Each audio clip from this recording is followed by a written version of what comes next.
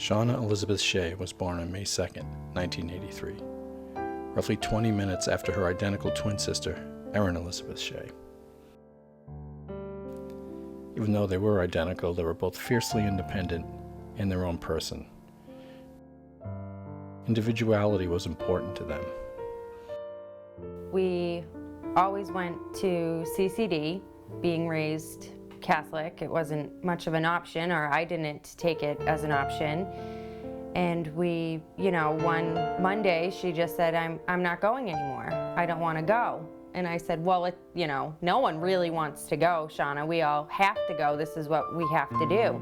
And she said, no, I'm not. I'm done. I'm not going. I don't believe in a lot of the things that they're saying.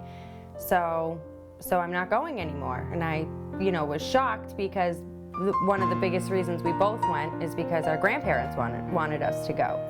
And I remember saying, well, what about Graham and Pup? What do you think they're going to say? All their friends go, they're going to know that you don't go to church anymore. And she said, I don't care. The differences could be seen in their academic careers in the Uxbridge school system. Erin was one of the top students in her class. When Shawna got a B-, it was an accomplishment. Erin probably had more student council community volunteer hours than Shawna had actual school hours. She was there for the friends, and I think a lot of us were, and she kind of instilled that in a lot of us in a way. And I mean, we had it in us, but I think she brought that out in us more, that we were best friends, and that's what we were. We were there to have fun and have a few laughs and learn a few things and go on with our lives. On August 11th, 1999, Shawna was killed in a car accident at the age of 16. 1 year later, a group of classmates got together and held a walk in her honor, and in one day raised $10,000. And the Shawna Shea Scholarship was born. The award would go to a graduating Uxbridge High School female with average grades, the same type of student as Shawna. And the scholarship is wonderful because it gives the chance for her memory to live on, giving to other kids who were similar to what she was growing up. Well, I think she brought uniqueness to the word average, and I think that's exactly what the scholarship tries to give the students who are just uniquely average, and that's how we celebrated with the scholarship. Sadly, the scholarship would expand its scope when Shawna's cousin Michael Liberty passed away suddenly at a young age. One thing that did capture Shawna's interest was theater. She loved the performing arts. It expanded to movies when Steven Spielberg came to the area to film Amistad. To honor that, we recently decided to expand the mission to become a 501c3 nonprofit, the Shawna E. Shea Memorial Foundation, Incorporated. The mission of the foundation is to support young people, especially women, in filmmaking, performance arts, and other artistic and cultural endeavors through financial assistance, collaborative fellowships, mentoring, and educational opportunities.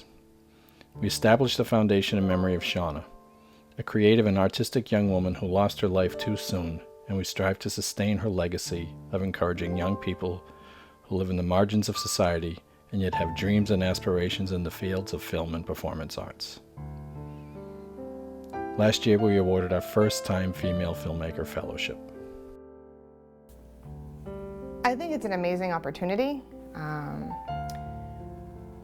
especially when we spoke. You had said that it wouldn't necessarily go to somebody who was a high achiever, it's a first-time woman filmmaker, so it's someone who's never done it before. So it's opening doors. For me, it has opened a lot of doors, and I've learned a lot. This entire organization, I think, is really good because especially just young filmmakers are in a pretty difficult spot, and like the Earth doesn't really respect art as much as it should, I don't think. Like the amount of jobs and it's just like, oh, you're an art major, haha. There's jokes about it, and I don't know. I think art is one of the best creations of mankind. And I think allowing the young minds to explore it is very good.